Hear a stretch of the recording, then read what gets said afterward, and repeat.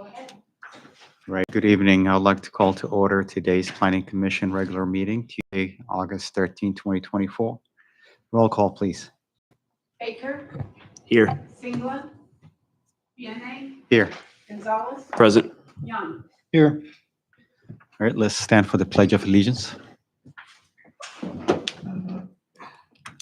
I pledge allegiance to the flag of the United States of America and to the republic for which it stands, one nation, under God, indivisible, with liberty and justice for all.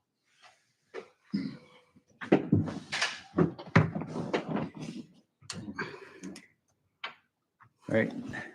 Next agenda item is citizens' time. Do we have any citizens wishing to address the Planning Commission? Do we have any emails? No, sir. All right. Minute approval. Do I have a motion to approve the meeting minutes from the July 15, 2024 meeting?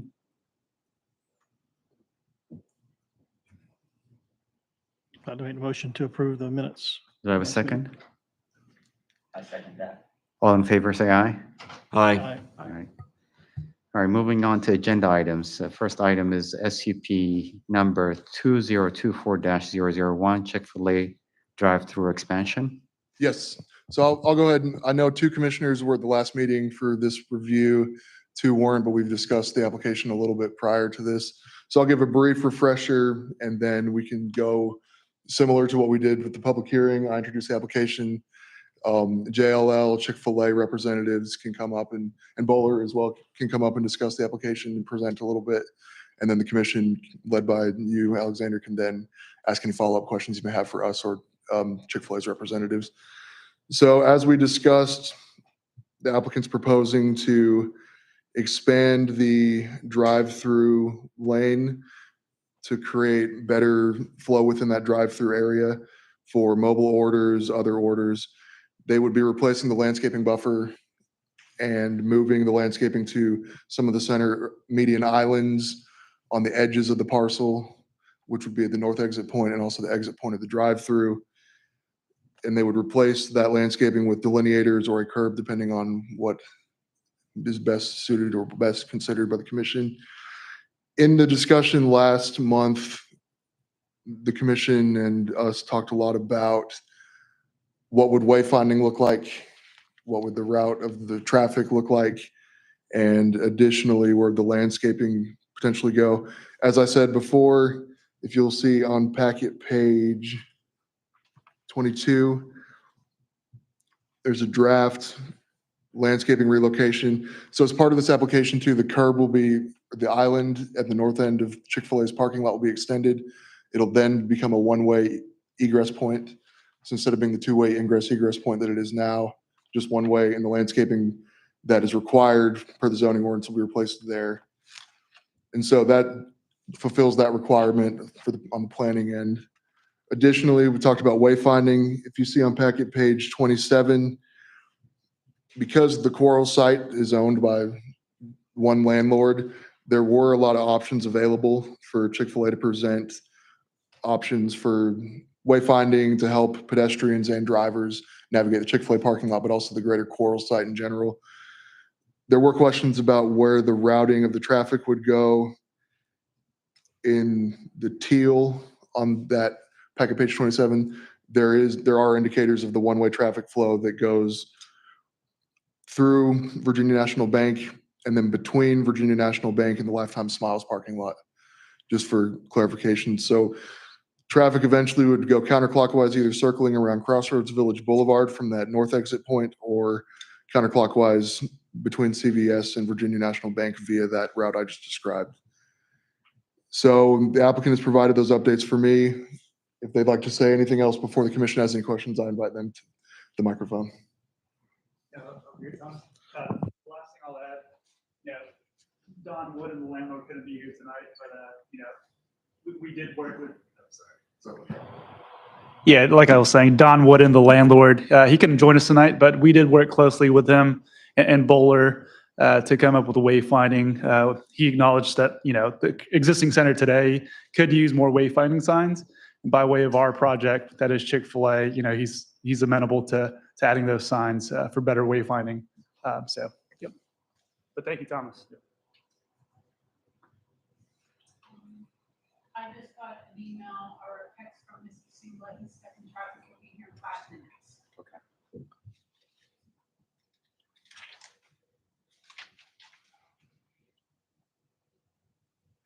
So if the commission has any questions, go ahead.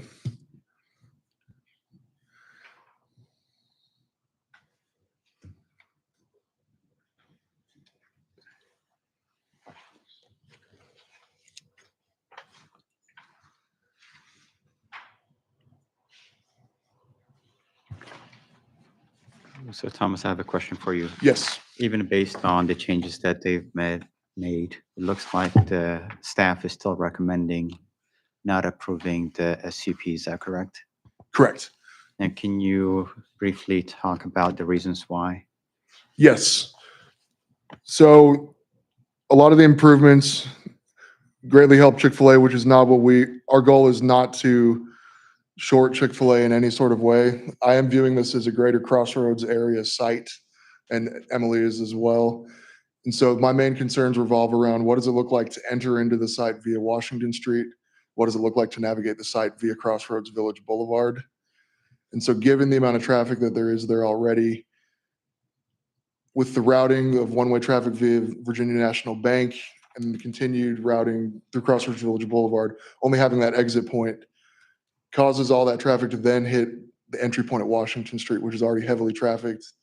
We see across the way with the Leeberry properties, with Planet Fitness, Aldi, no signaling there whatsoever. It is already a very busy intersection.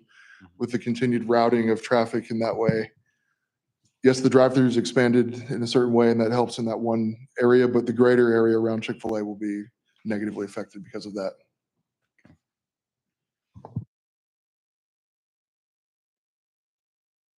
If you have any questions.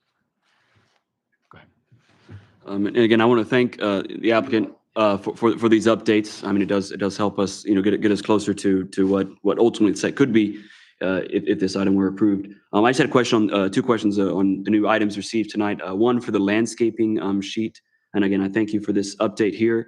I had noted, and I haven't double checked exactly what the plants are currently, the species and the like there currently is in the buffer area. But on the north and south side, again, I do see the improved landscape, and it's comparable to the number of plant units that are there today, albeit it's in a different location. But the one thing I noted is it seems only the tree is in our zoning ordinance as allowed plantings, and perhaps Thomas, you can also speak to this too on the for the shrubs. I didn't notice that in our zoning ordinance, but for the previous approved SUP, were those plant species approved with the SUP earlier in December of 2015? I would have to double check. I believe it was mostly around traffic routing, not necessarily what the landscaping was in that previous SUP. So I'd review it based on the current ordinance currently, but I can get back with the commission on that. Okay, thank you for that. I just noted that, I mean, it seems in the shrubs, it's different species than what's in the zoning ordinance, but again, I understand what we're trying to do here. I mean, it's still not in the same place, but I just wanted to comment on that point. And then with this wayfinding signage plan as well, I do want to thank you for that as well. Certainly the concept, at least, of getting traffic back around to the signal behind the site in order to go, I was getting confused, in order to go back eastbound instead of westbound, right? And then on the other direction, westbound as well, that is helpful. But unfortunately, as the town planner mentions, I mean, it's still at entrance, unfortunately, is still having issues. And in fact, I mean, as we talked about the other day, I was happening to be walking on that stretch of Washington Street on Chick-fil-A, and unfortunately, there was a car almost come right in and hit me almost just by walking. So it certainly has those items. The other concern I would have would relate to sort of I guess it's like an induced demand sort of concept in the sense of today the traffic is coming in, and it's presumed that some of the patrons are going to dine in, some are going to the drive-through. My one concern would be if the drive-through were to be extended, there may be, I mean, again, I don't have any evidence on it, but there may be the possibility that more people would want to be driving to the drive-through, less dine-in, which means they're rushing to get into the site in that location. So that would be a concern of mine on that front. So those are just a few things I wanted to mention, but I do appreciate, these kind of next steps here to consider these plans and these merits. And I do appreciate the kind of changes that have been brought forward on this current application. Great, thank you. I believe you were wishing to provide comment on the first question as well. It may reflect the third question as well, if you'd like that opportunity, yes.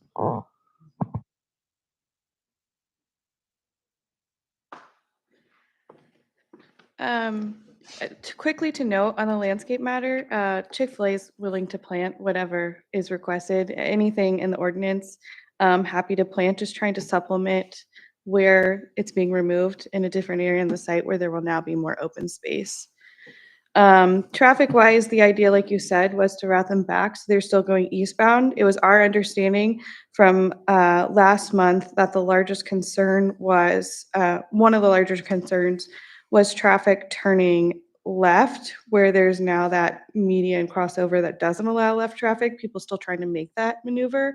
And so several signs are added to kind of potentially mitigate that concern at all, directing them the right way to the light so that that's not a movement that they're attempting anymore. Anything else to add? Yeah, and again, like aside from the landscaping, we'll do whatever we can or whatever we need to meet those requirements. But as far as the wayfinding as well, I mean, we'll work with Thomas and obviously Don is on board with whatever we propose. And again, when we met with the planning side, we were under the understanding that the wayfinding was sufficient. So did want to bring that up and talk through that, and we're open to any feedback and suggestions. But just going back to our proposal here, just taking a quick step back, we're only adding capacity to the existing restaurant today, and we're not really changing any operational flow or patterns into the site. We're simply, again, adding capacity at the pickup window so that the operator has the ability to either bypass or potentially extend mobile through down the road. So I'm just a little, I wanted to, open it up for any questions or feedback for us so that if we need to revise any plans, we're able to do that. But I thought we had, kind of done that on the first planning commission, discussed with planning staff, and now we're back with the revised, set. So I just wanted to understand, what we can do to, further revise or get to a equal medium, if that makes sense. Yeah, and to reiterate that the traffic volume isn't increased with the application. Based on the trip generation, it is unchanged. And so again, like you're saying, it's just to mitigate, or to increase the efficiency of the flow in the drive-through, not to bring additional traffic into the site. Yeah, there's no interior scope. We're not adding seats or anything like that. We're taking away parking. So, But more efficiency capacity will translate to more business, more traffic, right? more efficiency You said will translate efficiency, to and then you said potentially capacity, down the road, capacity but we're down the simply road, adding right? capacity. So that second lane, right now we're constrained at the pickup window. So if you think about it, like the cars that could potentially be in our drive aisles in our parking area, like we're simply putting those cars into our drive-through, into that queue. And then that could free up our dine-in now and allow people or customers to park in our parking lot. So technically speaking, to Christina's point, we're not increasing, trips. But based on the change that you're proposing, you're allowing for additional capacity if it translates into additional capacity or into additional traffic, right? Hey, Okay. I'm Chad Baker with Chick-fil-A. Flew up from Atlanta today to be at this meeting tonight, which I thought was going to be a recommendation for approval based on our last phone call with the staff, but disappointed to see that it's a recommendation for denial. So let me just explain a little bit about why we're doing this at any Chick-fil-A, not just a Chick-fil-A in Haymarket. So operationally, we serve customers in a drive-through slightly different from our competitors and the rest of the industry. Our service model allows team members to be able to deliver to a car behind the window before the car at the window actually gets their order potentially. Let's say you have someone who wants a $100 order or a very large order, and they're sitting at the drive-through window. Our service model allows the team member to deliver to the car behind them or behind them so that that car can go ahead and get their lemonade, their one lemonade, and get out of line and keep going. And that creates efficiency in the drive-through because that car that's bought a lemonade doesn't have to wait on the car that bought $100 worth of food at the window. And so if that car with the lemonade can get around the car at the window, that's the purpose of our our request tonight. We're simply trying to build a bypass lane into the drive-through lane that already exists so that existing customers, not new customers, can get around that car at the window. So that's all we're trying to do. That's how we build all of our new stores going forward. They all have a bypass lane or a second delivery lane. So we're simply just trying to retrofit this site with improvements that we do every day going forward with any new restaurant. COVID taught us a lot as far as how people want to interact with our business. And everybody has adopted mobile technology to be able to order off-site, pay off-site, and just pick up on-site. And so with that evolution coming to pass in the industry, every user like Chick-fil-A is dealing with that right now. So that's really all we're trying to do is build capacity into the drive-through so that we can get a car around a car at the window. And thankfully, we have a very cooperative landlord and landowner who sees that benefit as a benefit to the overall development as well. And so we're not doing anything here that we wouldn't be doing at another location to help improve that efficiency. And respectfully, we're not trying to build efficiency so that we can grow the business. We have plenty of business, as you can see. We're simply trying to build efficiency so that a customer who's already giving us business can get around someone at the window. And frankly, if we were redesigning the site today as a brand new build, we would build 2 lanes with a bypass lane into this project. So we've learned a lot since we built this restaurant. And so we're just trying to retrofit it with those improvements. Thank you for your time.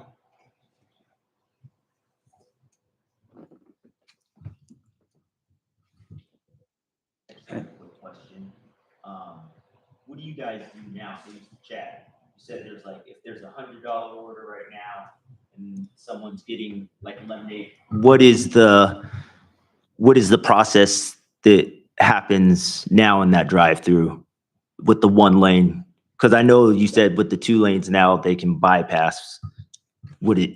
Yeah, they can't do that today. They can't bypass today. So they just have to sit there and wait. Okay. So and what that causes is it causes cars behind that car at the window to back up into the parking lot, and then it renders those parking spaces sort of, not great because you're waiting for someone to get through the drive-through lane so that someone can actually park in a parking space. And so if we build capacity into the drive-through lane that allows bypassing, then those cars flow around that car at the window. And so the queue doesn't stick out into your parking lot or into the roadway. We don't want people on your roadway back. We don't want our customers backing up into your public right of way. We don't want customers backing up into the usable part of the parking lot. So we're really just trying to build a lane so people can get around the car at the window. Had we known that years ago when we built this restaurant, we would have pulled the building away from the property line or the lease line a little bit. But we've learned a lot, and that we've learned that bypassing really provides a better customer experience, and it allows people to get their food early instead of coming to the window to get their food. They can get their food ahead of the window and then leave. So that's all we're trying to accomplish. We're not trying to grow this into some massive business that's going to generate a lot more. We know what this restaurant will do in terms of volume, the trade area, and what it will provide. And so we're just simply trying to build the capacity into what's already there today. So I know that Jason Ward, the operator, would appreciate your consideration of this. He's just trying to run a great business here in the local area. So thank you for considering this. We appreciate you. I've got one more question for you. So historically, it's a first in, first out, right? One set of cars coming out of the drive-through. Yep. You've implemented this in other cities all across the country and stuff. Yes, Have y'all sir. seen any increase in accidents or people trying to, I'm just kind of curious because person's at the window, they think they've got it. Somebody goes around them and somebody might be coming on from the front the other way. You've got 3 cars trying to go at one time. Have y'all had any, I'm just curious if you've had any increase in studies in that. I want to make sure For I understand mitigation. your question. So could you repeat that? So traditionally, you're in the drive-through, you're waiting. So whoever's up front, they go. Yep. When they're done. Yep. If I'm up front, I get my order and I go. At the same time, the person behind me got their food on, it's been on to me. Right. And go around me. And we both try to go at the same time. Right. let alone another car might be coming in front of the drive-through. Do y'all have any mitigation to prevent? No, so that's why we hire the civil engineers. So they help us find out those dimensional requirements. Yeah, so if you notice, in the lanes there, between the two lanes, there's a 3-foot striping, and that's for team members to have access there. So somebody in the second lane isn't going to get their food without a team member handing it off to them. And not that their job is to direct traffic, but I think you've probably been in a scenario, if you've been to some of the local ones, not this one, but some of the other ones in the area, and they'll say, you know, follow whatever car. And so I think that they're just so hands-on and vocal in this interaction, that they are able to kind of mitigate that issue. And it's right at the exit. So everybody kind of is on guard waiting for that stop. It's not, you know, a free flow with 100 feet left in the drive-through lane where they're just going. They're prepared to stop anyhow. We have this in several, I know you weren't here last month, but and you may have read it, but we were talking about it. This is Chick-fil-A has several different programs, and I have the privilege of working for many of them. So this is this is a custom project. So this is a little bit of like, this is the request. So obviously, like you said, we're retrofitting. They also have like a reinvestment side. And so those are basically, we're going in and doing this like the standard, putting in 2 all the way through in many areas. And so that's recently been done in the city of Manassas, town of Culpeper. Town of Warrenton is actually closed right now to add their second pickup point. Gosh, there's so many like local to us, a few more that'll be going in Prince William County in the next couple of years. So it's just kind of the standard upgrade for existing sites. One of the reasons I asked the question, as Thomas pointed out, we have quite a bit of concern regarding traffic, right, with that whole development. So that's why I asked the question that I asked. So the concern that we have is what is being proposed is going to translate into additional, even though your traffic analysis indicates that there is not going to translate into additional trips per day. The concern that we have again is potentially it could translate into additional trips per day or more traffic. Right. Understood. And some of that analysis wasn't just based on your standard, I don't know how to break down it, but the ITE trip codes, it wasn't just based off of those. It was based off of other stores and the model that they've experienced. So like our traffic partner works on, like I said, all of these other Chick-fil-A projects as well. So they're able to bring that background to us with, some of the pre and post trip information to show that it's not, substantially increased, which is understandably the fear here. Yeah, and I can add something to that too. So from an operational perspective, our goal, it's important to understand the operator model. So the operator model for Chick-fil-A, it's not like other franchisees where they are an investor and they have multiple locations. For Chick-fil-A, the operator model is that the corporate office, we own the asset, we own the equipment, and the operator brings to the equation him or herself and their leadership, so their team. So the team members that work at that Chick-fil-A work for that local operator. They do not work for corporate Chick-fil-A. We lease that site to the local operator, and they operate it as a Chick-fil-A. Our role is to set them up for great business success through the facilities improvements or the building, the equipment, the recipes, whatever we get them to operate as a Chick-fil-A. So what we want to do is optimize every service channel available to the operator. So dine-in service channel, curbside service channel, drive-through service channel, mobile through or third-party delivery service channels. So we just want to make sure that we are giving them the best that we can give them for each service channel that they have. So the parking lot, it's great to have it on the main entrance side of the building so that people can park and get into the building quickly or efficiently.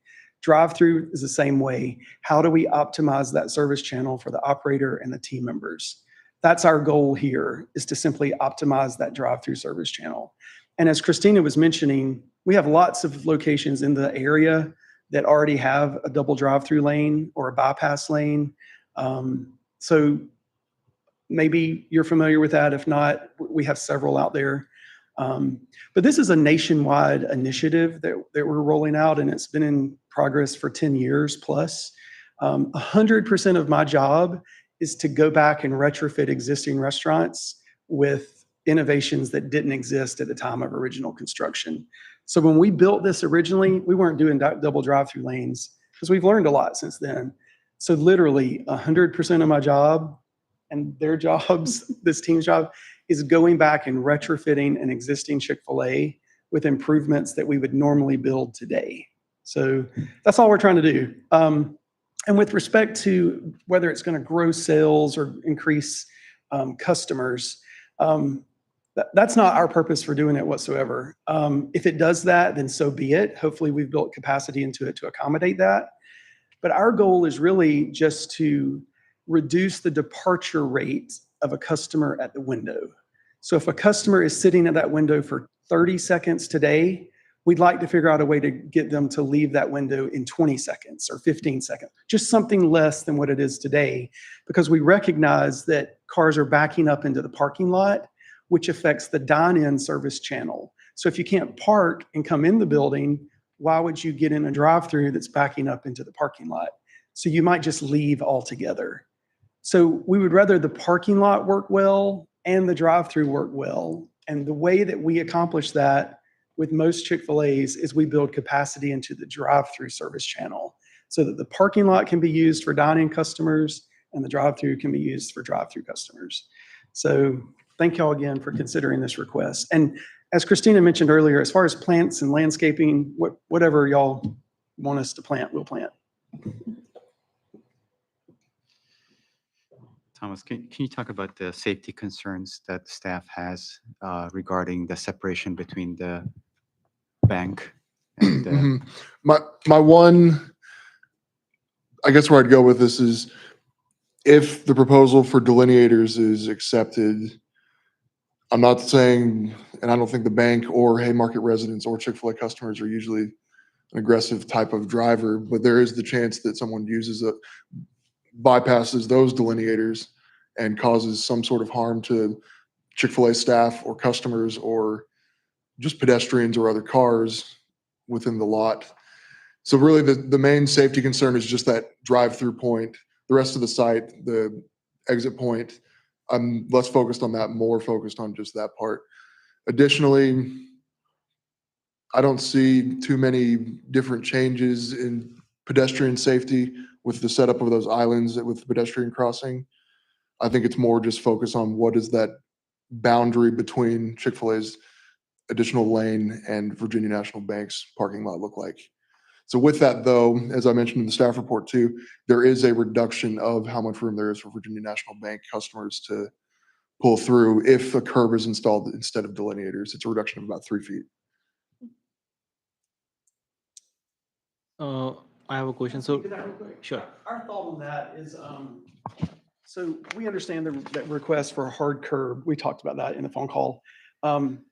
And we're not totally opposed to that, but what we have found is the delineator provides a visual cue at eye level when you're sitting in the car that, hey, don't go past this boundary. Like if you're going to bypass a car or if you're going to just drive through this lane, there's a visual line of delineators here that keeps you in line in that lane. They can't see the curb on the ground if they're trying to make a bypass, but they can see those delineators that are about this tall and staggered, along the lane.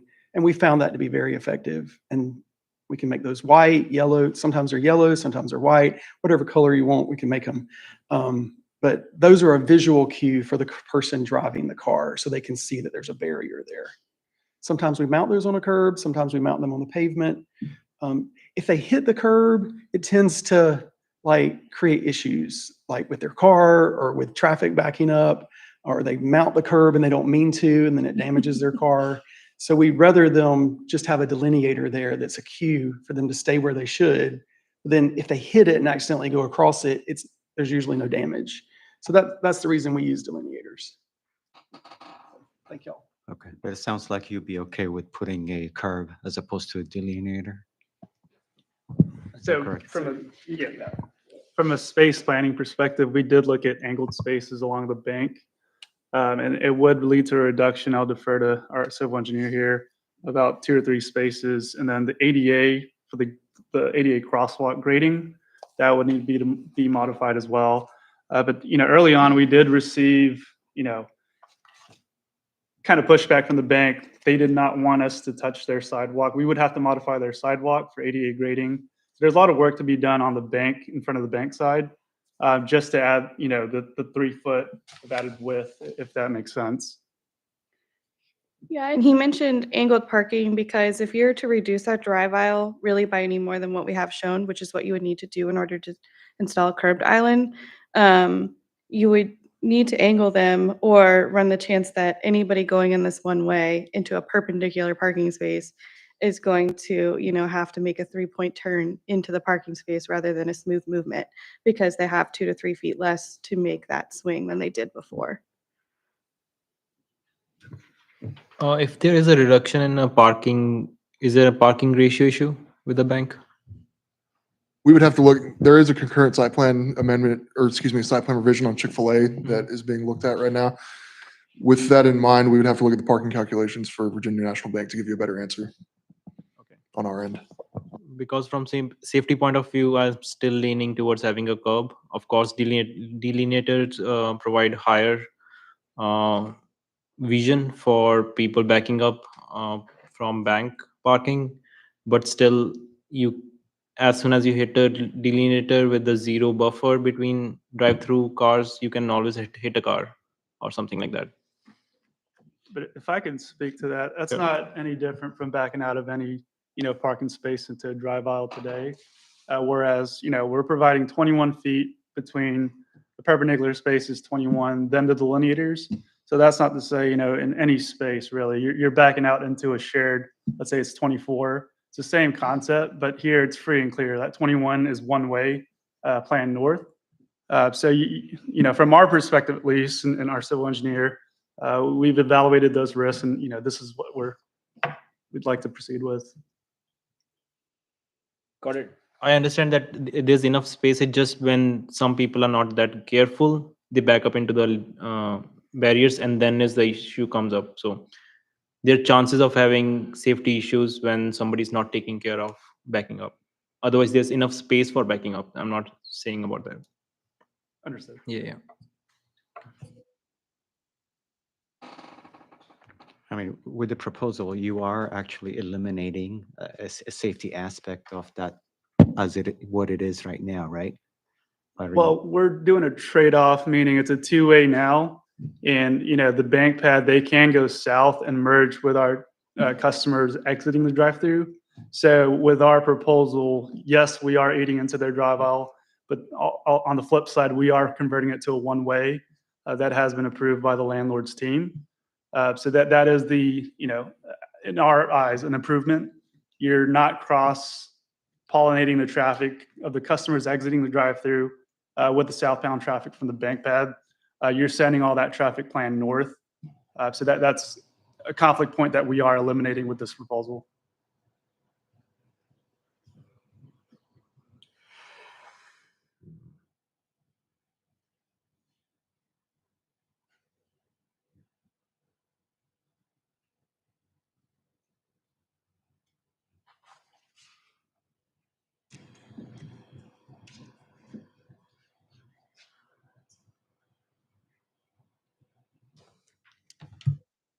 I just have one. Oh, sorry.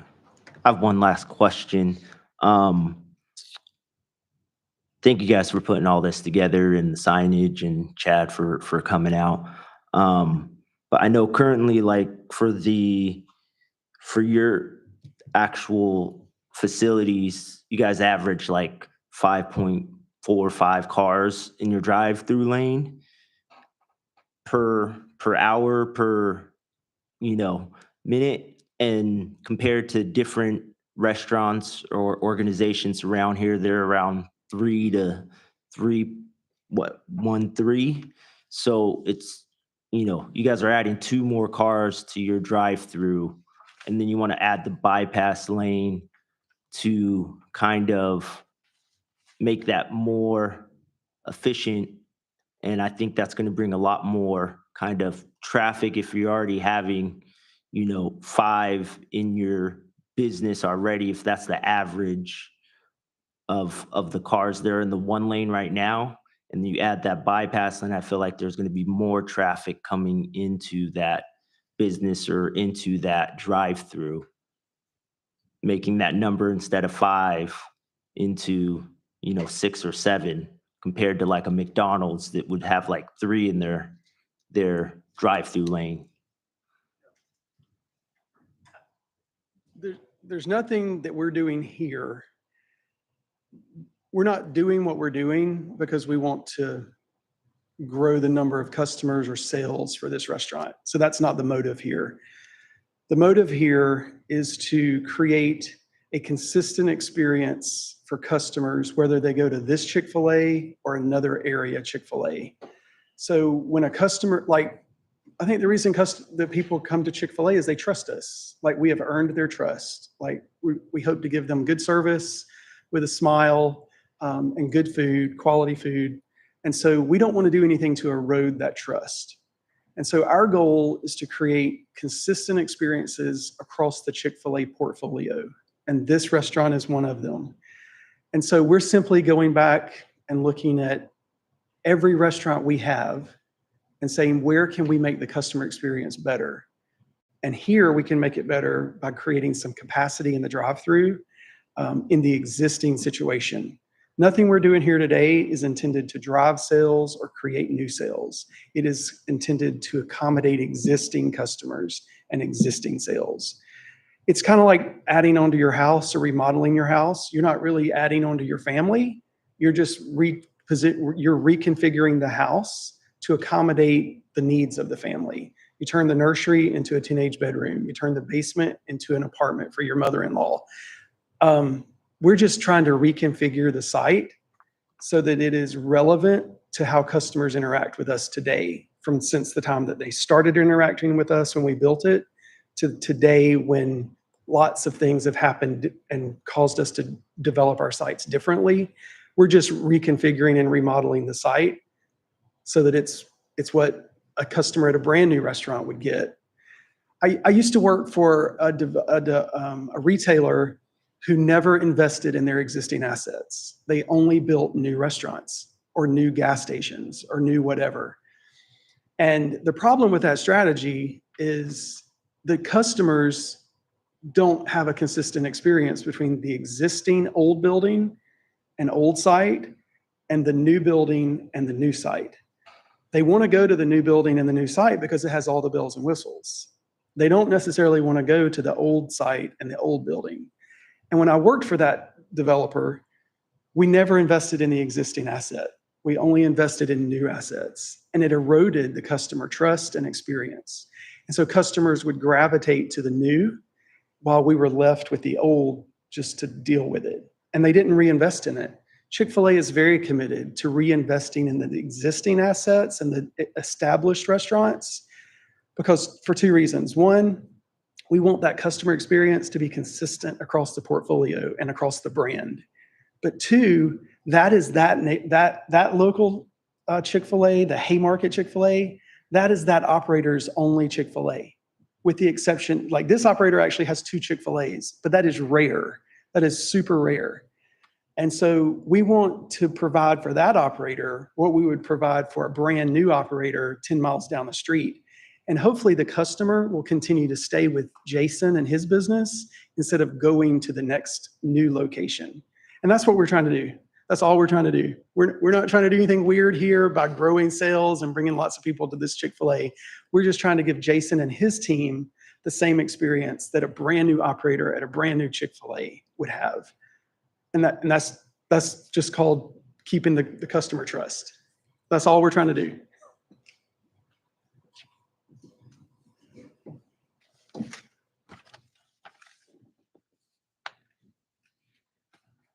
I will say this, if you're still not comfortable with our proposal, we are happy to go back to Don, and Don can talk to the bank. I think Don's done a fabulous job of getting his team and the bank on board with our proposal. But rather than deny it tonight, we'd rather go back and talk to them more. But if you're willing to approve it tonight, we're happy to keep moving forward. Now, should the dentist office also be brought into this discussion? I mean, it looks like there might be some impact to that. The dentist office actually for their plan used this as a background. The engineers coordinated together these improvements for them to use as a basis for what they were working with. So they're completely on board board. with it Okay. because this is what is assumed to be there by the time they're there. And it looks like from in the back of the property by the parking lot, we're going from a two-directional, from two-way to one-way. Why was that change made? This one. I think just channelize. Yeah, just to channelize people, today you can enter the drive-through from the plants north to come in. Yeah. But we found is, that does create some conflicting conflict points. So that's simply that. So that only provides an egress, just like Thomas had mentioned. So any stocking beyond the drive-through would be restricted to the Chick-fil-A site rather than the shared drive aisle. The idea is that doesn't exist with the improvements, but in the event it did, it would no longer impact the entire shopping center, just the Chick-fil-A. To that point, we are eliminating two conflict points. The one I initially mentioned with the two-way bank now going one-way north, and then exactly that question you asked. Is this a new ingress and egress? Or no? Currently, they. take the Commissioner left Baker, I'm over not sure to we get actually out, totally right? addressed your concern either. I know you're just speaking probably figures and values and you're Still- concerned with double the traffic. And I mean, the it's the idea same, is the same. we're not bringing in more traffic, but if you're saying Chick-fil-A currently has potentially double the traffic of, say, a McDonald's, they also do, the goal is to have double the drive-through, staff, lanes, stacking, all of the above. So that's how they mitigate it. They just build the improvements to make sure that they have the capacity. And that was kind of the background of it, because I know that the McDonald's across the street has the two bypass lanes to serve that. So I just wanted to see what was the if that was like the same for you guys or different. But thank you for answering that.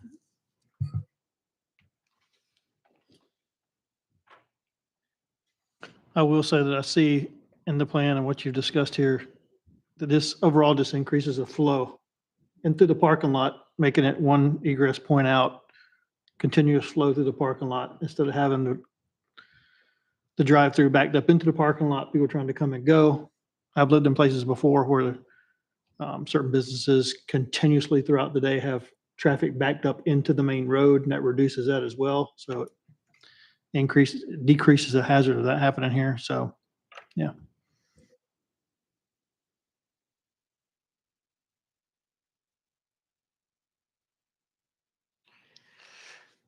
Thomas, I personally would like a little bit more time since, to be honest, today is the first time I'm looking at this SUP.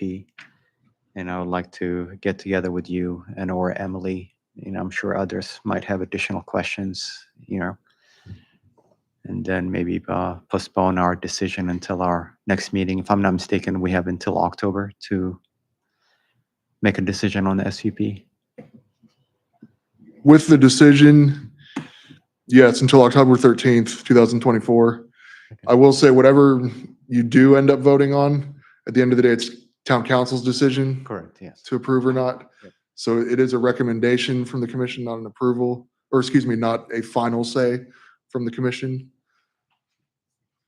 If that is the commission's general feeling, then I can circle back with. the If applicant. at all possible, we would like to work with, the planning commission to get a clear okay to go to council instead of, getting recommended for denial to go to council, if at all possible. Meetings. Yeah. Before your October 13th deadline, you would have your Sure. September. September 10th meeting and your October 8th meeting.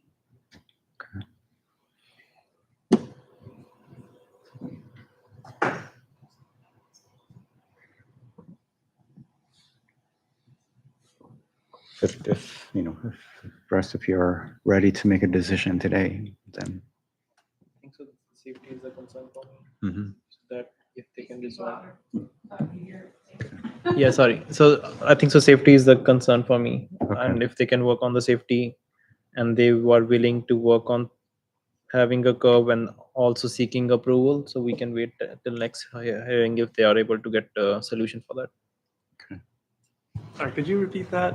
Yeah, so I'm saying, I was just discussing with him that it's better to give another month for them to work on, because you're seeking approval instead of denial before going to the council. And if you can resolve the parking issue that I am more concerned about than the traffic. Understood. Yeah, Yep. we certainly work Yeah, with you. between now and then, most likely we each of whoever has comments or feedback are going to share it with Thomas and he will share it with you, right? And then if the recommendation or if. Right. then- Just to confirm, you'll formally share your lingering concerns with Thomas so that we can work with you on an updated. Correct. Okay. Yes. I just want to make sure we know what we And- can change to push it through. And as discussed before, I was comfortable with the wayfinding and the landscaping provided. Okay. Just as long as it meets the schedule, and we can look at details on that later as well.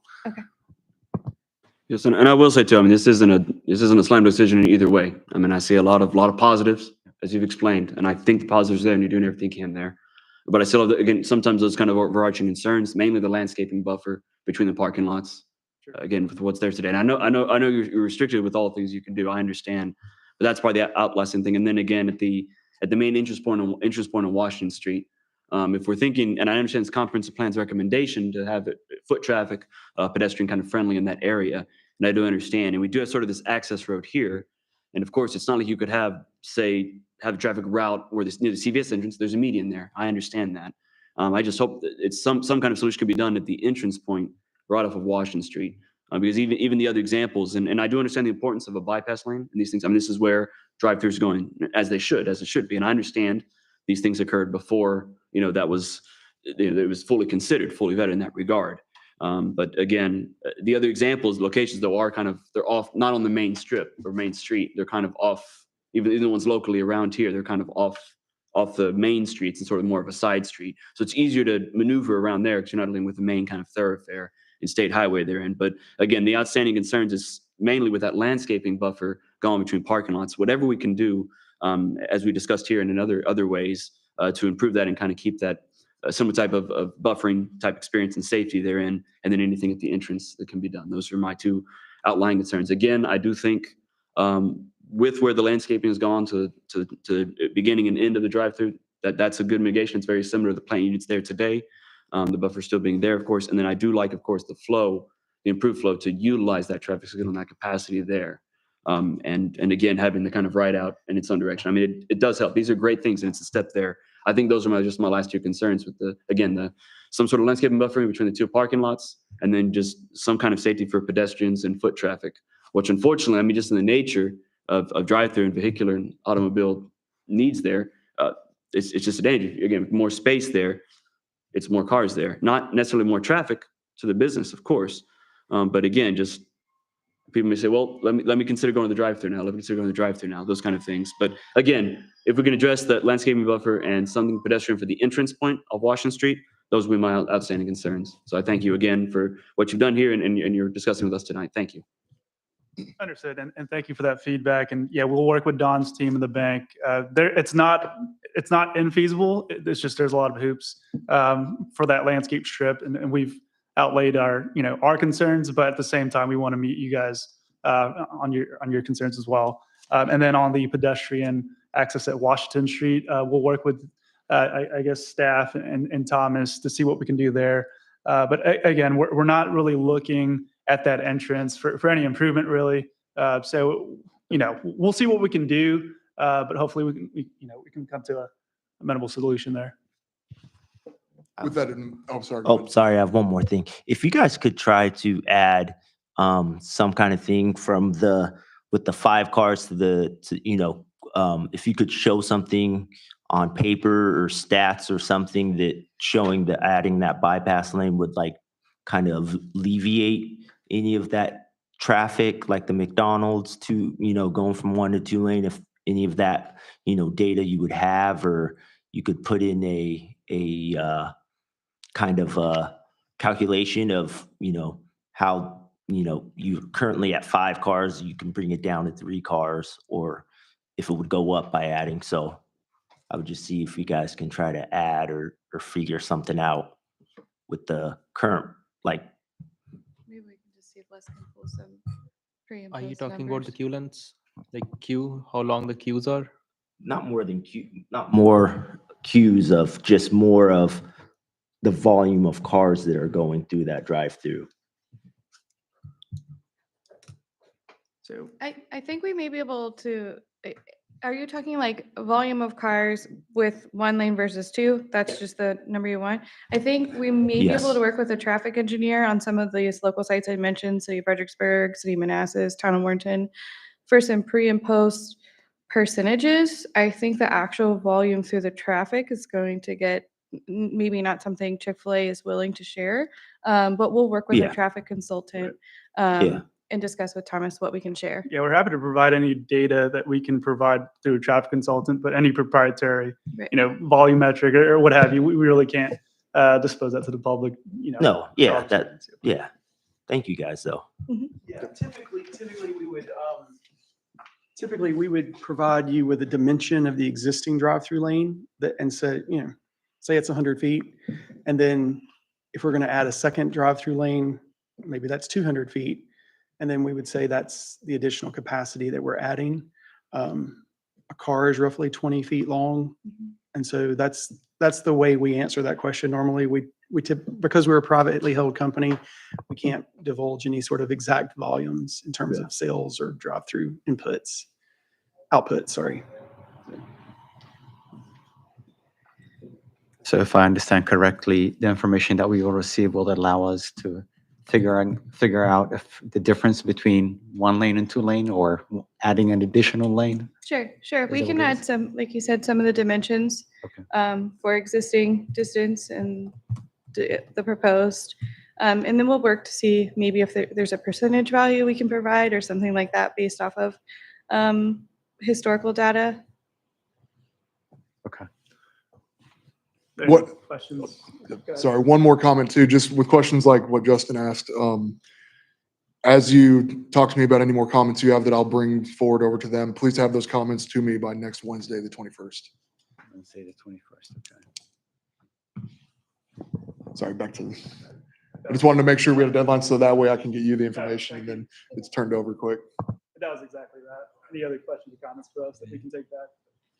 And please know that we value the businesses, in-town businesses. We're not trying to give you a hard time, right?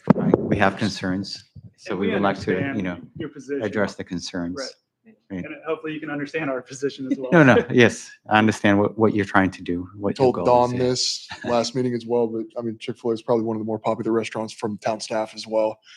So it's definitely lots of consideration going on with this one. I think the town staff is probably the number one. Okay.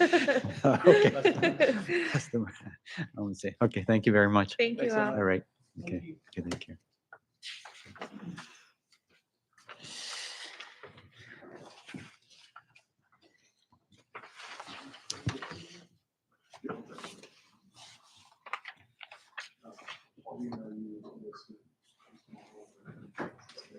All right, take care. That's it. All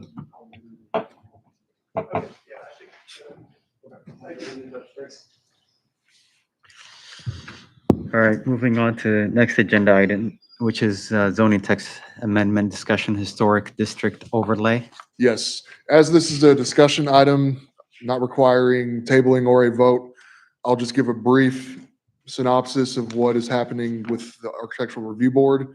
This is where this stemmed from. So in the past, in our zoning ordinance, we have a historic district overlay that was established in the 90s. Currently, that historic district overlay covers the entire town boundaries. And so, and part of that overlay, it's the zoning text amendment that I brought to you all earlier this year about what counts as a historic resource, or excuse me, the comprehensive plan reflects zoning text that is found in the historic district overlay part of the zoning ordinance. Because that was established so long ago in the zoning ordinance, and because the needs of Haymarket have changed and a lot of residential developments have come up since then, there's language in the zoning ordinance that allows for us to amend what the historic district overlay looks like and what that overlay, or I guess how it can best serve the needs of the town. So what I've tried to provide to the planning commission tonight is an amendment to that, or a draft amendment. The focus of the change in the overlay is to highlight the main corridors of Haymarket rather than just the entire area of Haymarket corporate limits. If you look on packet page 31, these are proposals for changing the historic district overlay in the past. As you can see, the fairgrounds were not developed into Crossroads Village or Pulte as they are now.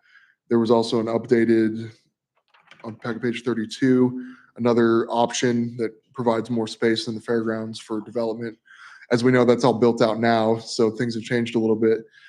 I took a little inspiration as well from section 58-16.8 of the zoning ordinance, which is matters to be considered by the board, which is the architectural review board. Item B, which I didn't put in the memo, but I'll just read it out to you from the zoning ordinance. The board shall consider the following in passing upon the appropriateness of architectural features, exterior architectural features, including all signs which are subject to public view from a public street, way, or place. So you'll notice in the draft overlay map that I've provided to the commission on page 33 of the packet, there are some parcels that do not fall under the main corridors of Washington Street, Fayette Street, Jefferson Street, Madison Street. With that in mind, though, they're still visible from that public right of way, which is why I've still included them in there. So my goal tonight is just to show you what the zoning text amendment would look like, which is on packet page 30, show you the map that text is based off of. The eventual goal with this is part of a overhaul of the architectural review board guidelines, which will streamline their process and make our plan review or case review more efficient and serve the needs of the town better. Additionally, just one more item too. I've not included this in what I've brought to you, but there is a historic buildings inventory, a contributing resources list that I'm working on updating for the board. I can bring that to you as well for your reference in the future. So right now, all I'm looking for is what are your thoughts on what the overlay looks like right now? And what are your thoughts on the language?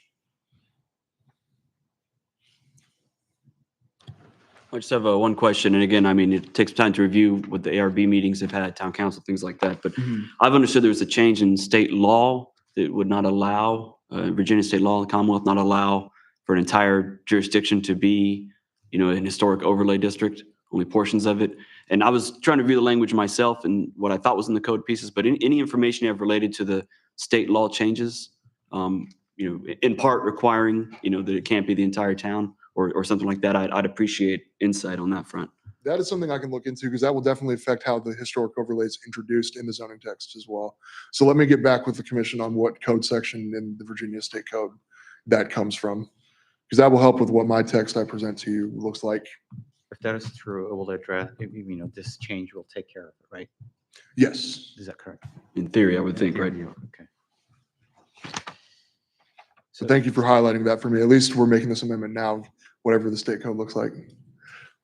So, Thomas, if we were to adapt this historic overlay, this change here, are there any structures, properties within the town that were built prior to 1950 that will now be included in the overlay?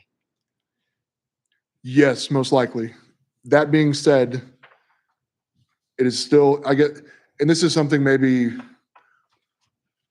Justin as board liaison and a discussion with Marchant as well as board chair, we can have where this is the historic district overlay, but it is not the only item of consideration for preservation of historic or contributing resources. If those resources are on a list, then there's extra scrutiny or extra precautions taken in review of cases involving those properties. So right now, the goal for this is any properties or locations within this overlay will require more specific guidelines of what signage looks like, more specific approval, and all the approval goes through the board. Whereas anything outside of the district that doesn't involve a contributing resource, it's administratively approved. So part of the goal of this too is, one, take care of our contributing resources with our inventory and with an overlay that covers most of those resources, but also streamline what application review looks like for residents and business owners. I hope that answers the question a little bit. Within the historic overlay, which were built prior to, okay. So my question was in relation to the last paragraph on page 30, right? To the change that we adapted instead of 50 years to 1950, right? Was it 50? Yeah. That can be a discussion the commission has as well. Okay. Given we just passed the ZTA and council, but if we're looking forward a few years for what Haymarket looks like, and if we're changing what the overlay looks like, that is something to look into for the zoning text. So just for my understanding, it's just saying that by adopting this, that we will, under the boundaries that the board will have to approve the ordinance. You mean, will the board approve this language change, or will the board approve any other cases? Yes, The latter? yeah, It's more, I mean, at the end, the board will still be at the mercy of what the zoning ordinance requires of any applicants or any development. The board just provides more, and I can send you the language as well in the historic district overlay. There are some stipulations in that ordinance that talk about consideration of what the character of the surrounding area looks like. And that's generally how the board operates from when it comes to more case-by-case decisions. But at the end of the day, they're still at the mercy of the zoning ordinance. It is still what the commission recommends to council that eventually passes. That is what they follow.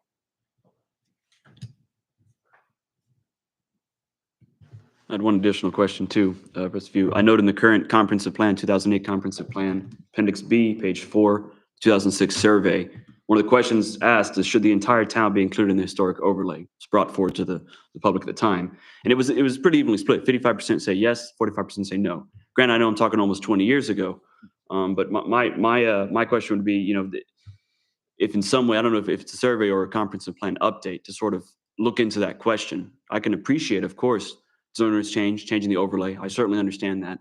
My question would be, given the age of the comprehensive plan and that it was sort of unclear even nearly 20 years ago when the question was asked to the people. And again, this will also be coupled with what the state law changes may have been since 2006 or even prior to that. But I do note that the question was brought, to the people living in Haymarket at the time, and it was pretty evenly split on whether the whole town or not. So for me, just going back, the comprehensive plan, I know it's older, but how that may play into it. And I don't know if that's extra steps need to be taken, but just to be considered. For any amendment of the historic district overlay, there will have to be public notice given to all that live inside the overlay, which is currently the entire corporate limits. So even if there wasn't, and I'm not implying that we would not survey via comprehensive plan overhaul, but more say this was passed via the commission and then brought to council, there would still need to be that public notice given to all residents for them to provide that input. But I do agree with you, a survey would be very helpful in this situation, which I can look into.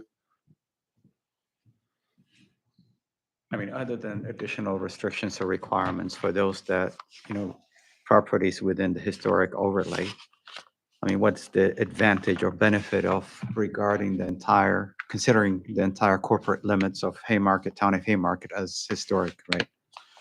I don't know if there is any. Saying there's keeping it as the entire the Yes. corporate limits, no Yeah. benefit. I don't think there is, but I might be mistaken. And that's generally what the board and staff have viewed the overlay as well. So I think let me fine tune some of the code references, some of the other text references. I can be in touch with commission members as well to show other items that we're looking into. And then I can bring back to the commission a more complete picture of what these overlay changes would look like and how that procedure will go through. Thomas, can you maybe briefly share with us for those properties within the historic overlay? I think you mentioned the look, the feel and look has to be in a certain way. I mean, can you briefly talk about what it would entail for those properties that were built after 1950? Part of it goes into, as Commissioner Gonzalez mentioned, in the comprehensive plan, there are elements of this is what the neighborhood currently looks like. This is our vision for what the neighborhood should look like in the future. So there are elements of the comprehensive plan that fall into the ARB guidelines that are then used as part of that review process. And it turns into, if, I guess as an example, with just thinking about new developments, Crossroads Village, because Taco Bell and Popeyes applied somewhat separately from the multi-tenant buildings, there was more specific review that had to be done via the board. But also it was one of those situations where you have the zoning ordinance met now, but how do these structures complement each other and also Crossroads Village? So it turns into what's existing, what's already built there. When Chick-fil-A was built on the Coral site, they took into consideration existing brick structures, those kind of places as well. Same with Lifetime Smiles. So it turns into what existing structures are there, how can we complement them, but also provide a modern, I guess, not in style, but a modern build. I think some of the residents were not happy with not using, bricks Mhm. on those new Crossroad Village businesses, right? Mhm. So, And just as an example of that too, while we're looking at Crossroads Village, all those multi-tenant structures, they fall under a master signage plan that was approved by the board. So every sign application that's been reviewed has been administratively approved by me and not brought to the board because that was brought up earlier and passed. So that's an example of another way we can streamline the application review process.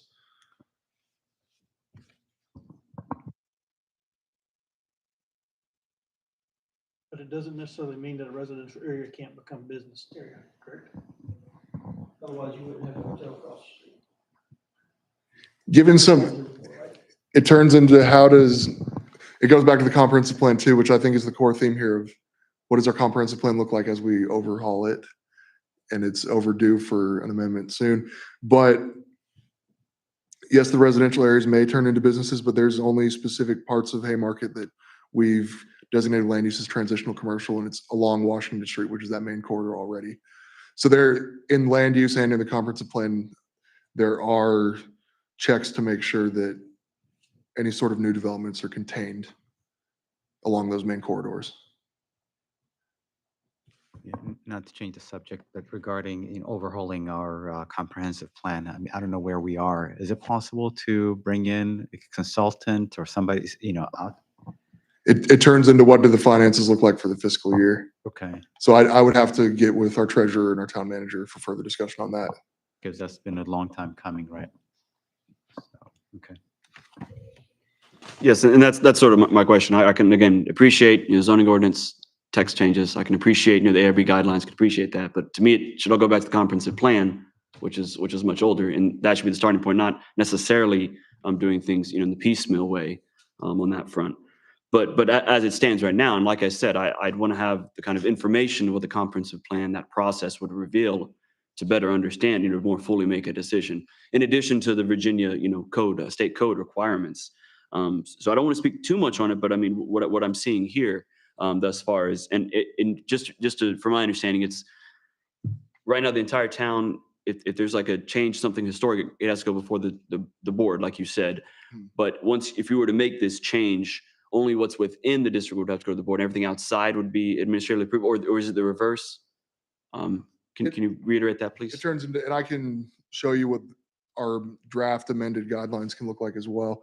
It would turn into most residential improvements, such as decks, those kinds of things. Fences would be administratively approved by me with stipulation of the zoning ordinance dictating what those look like. When it comes to exterior complete modifications, all new construction still has to be reviewed by the Architectural Review Board. So the overlay district is more about making sure the scale and preservation of the corridors is maintained, but all new construction, all demolitions still have to go through the ARB. So even if the district is shrunk, there's still, the zoning ordinance still has a lot of teeth with our plan review. Right, right. And that's helpful to understand this piece and to say, well, it's the historic overlay. So what does that do in addition to what the comprehensive plan recommends, in addition to what the zoning ordinance calls for, in addition to how the ARB reviews it? And again, I mean, the text is here to sort of indicate kind of that process. But as I said, I mean, and without, not saying I have fully all the information in my mind yet on it, but I mean, what I'm seeing here is it sort of does speak in the general part, what we're showing here. These parcels would be as a kind of historic central part of Haymarket. From in my time living here, what I've understood that to be, this is core Haymarket, ergo, or therefore core historic kind of pieces of it. So I again, what I see, it does look right. I just sort of the maybe the question we're asking you too is sort of the overall process of it. You know, is it appropriate to go via the zoning ordinance and via the ARB guidelines, or is it more appropriate, given the age of the comprehensive plan, to consider this and other items in a more holistic, comprehensive manner? That's just sort of my general kind of question on that front. But again, what I'm seeing in front of me, I mean, makes sense for the most part. Definitely. I appreciate your feedback on this matter too. Just, as I said before too, this is just the board's recommendation that we've discussed. I will ensure that we go through the proper procedures as well to make sure that everything is holistically, comprehensively addressed when it comes to the zoning ordinance comprehensive plan.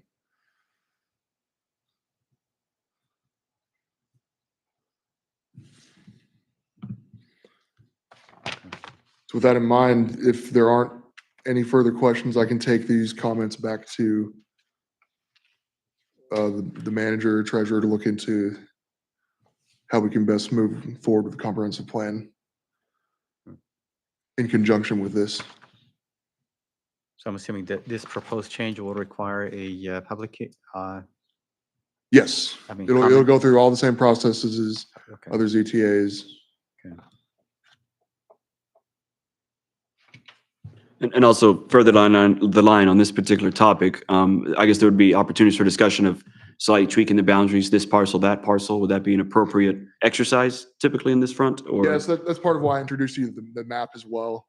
One, the map is influencing what the zoning text for that historic overlay looks like, but two, the board has seen it, now we want the commission to see it as you are the one recommending the changes to the council.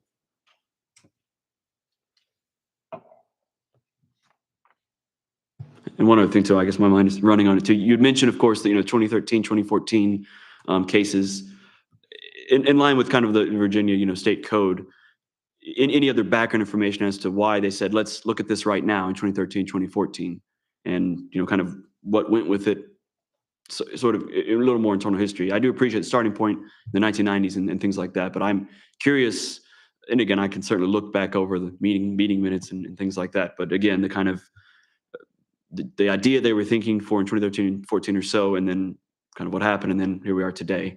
Just a little curious of that information as well, just town history. So thank you. Definitely. So Thomas, looking on Huntington Path,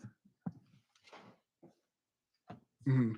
just curious, the ones, the homes, it looks like the townhomes on the right, or why were they excluded even though they're visible from? We excluded any properties that are under an HOA. Under HOA, okay. Mhm. And an example of a development that isn't an HOA that does have parcels that fall under the overlay with Caboose Trail off of Washington Street. There are those few parcels that line that.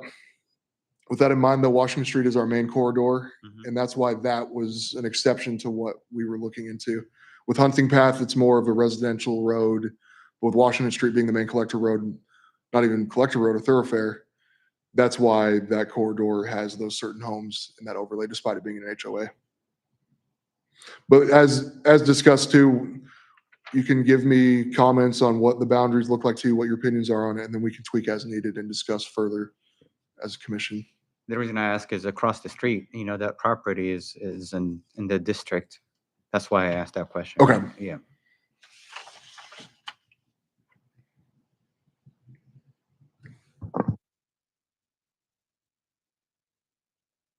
Okay.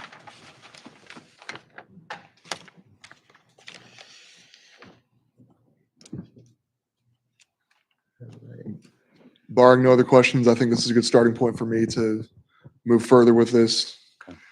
I can get back to you with more detailed information on the state code, more historical context. All right. In that case, we can move on to old business. The main old business was Chick-fil-A SCP. And then we had a 1 mile review case on, there was a pickup site that was going to be relocated in Walmart, the Walmart Trading Square. Reviewed that. I wanted to bring to the commission as well. My apologies for not bringing this to the commission for 1 mile review. There have been a couple of substations that would power or help facilitate power transfer to the data centers that would require 1 mile review. I need to provide comments to Prince William County for that, but I just wanted to let the commission know that there are those there. Project cases that have been submitted to me to look at. So I just wanted to bring that to the commission. Moving forward, I'll make sure I have all 1 mile review cases brought to you first. New business? With new business,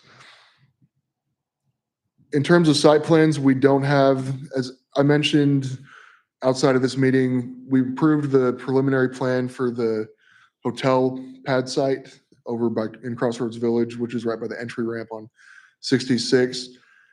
With that being said, we're still waiting on someone to, I guess, purchase or the rights to that hotel from Meladon. Currently, it's Meladon, the property owner that owns the application. So once we get that, then we'll get a final site plan reviewed or before us to review. Right now, that's not the case. So not many site plans going through us right now that require planning commission review.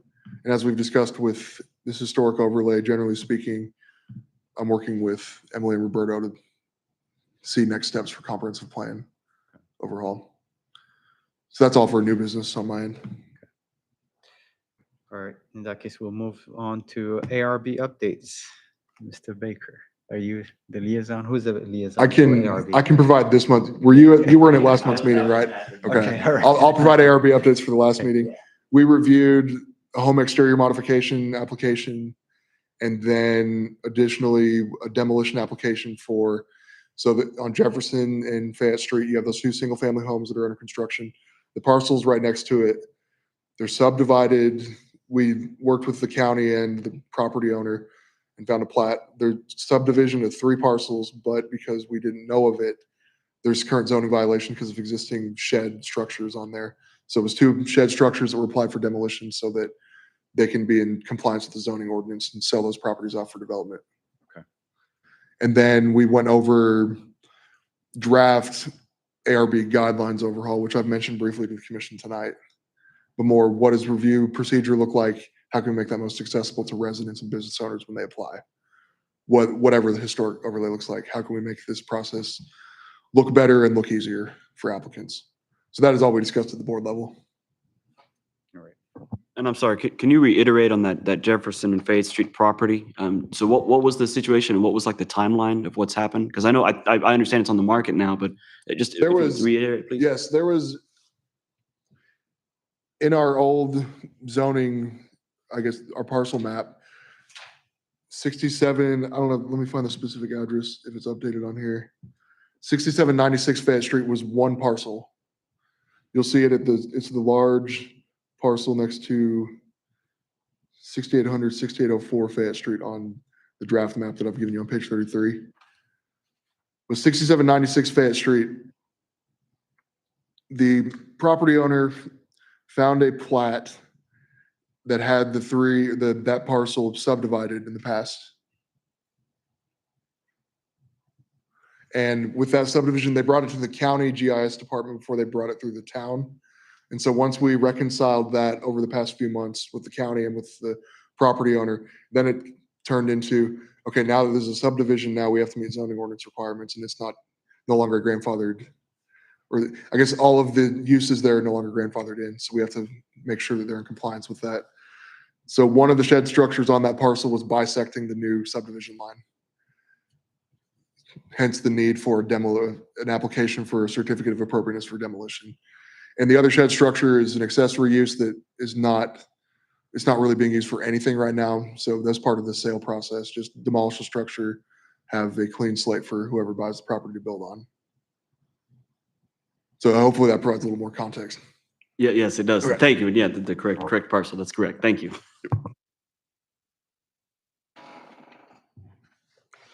Okay, town council updates. I don't know, Kim, maybe you might help me, but a couple of things I remember. I believe the couple resolutions were passed. Resolution 2024-004, amendment to define historic resources, as well as ordinance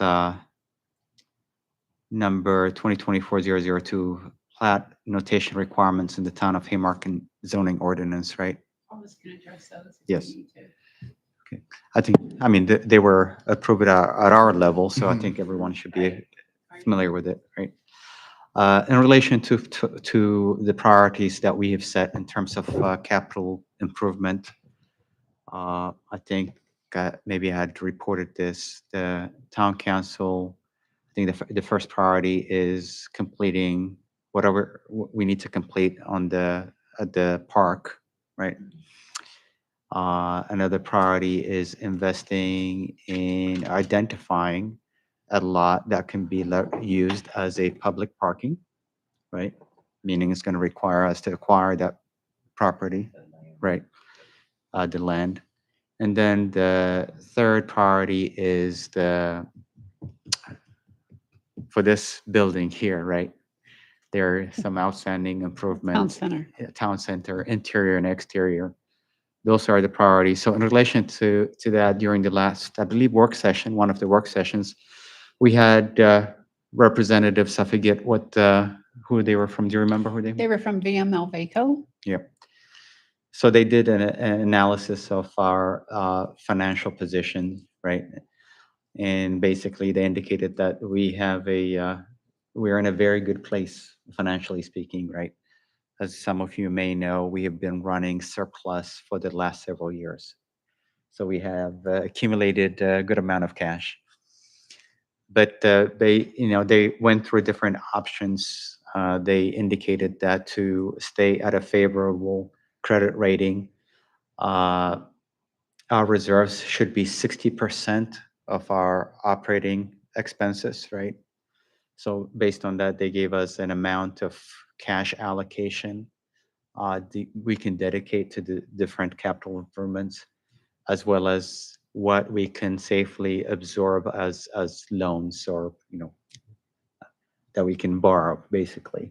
So we went through that. So that's something that the town council will take into consideration. And anything else you can think of? Kim?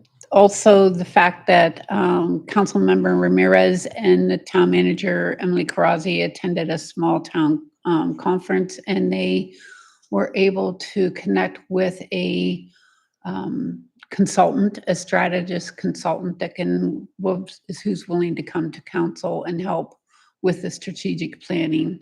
And that will probably take a couple special meetings for that to happen.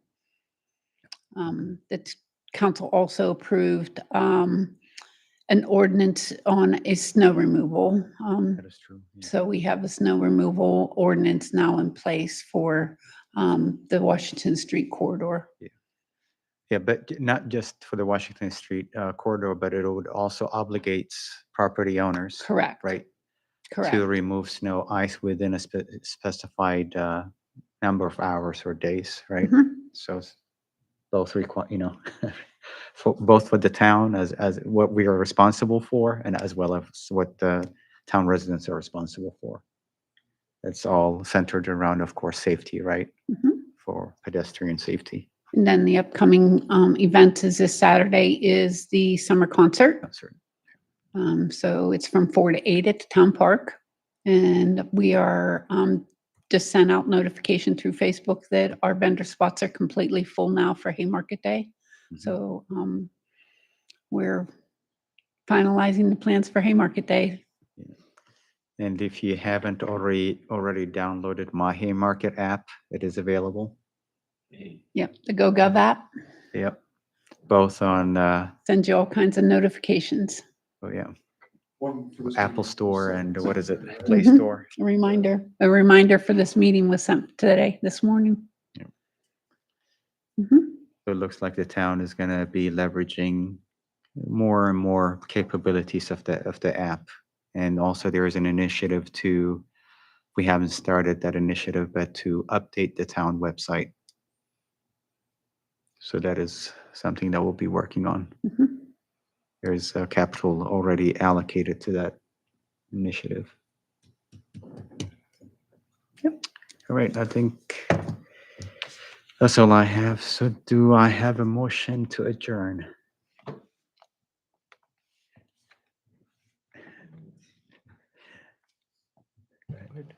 Go ahead. I move the motion to adjourn. Do I have a second? I second. All in favor, say aye. Aye. Aye. Okay, thank you. Okay.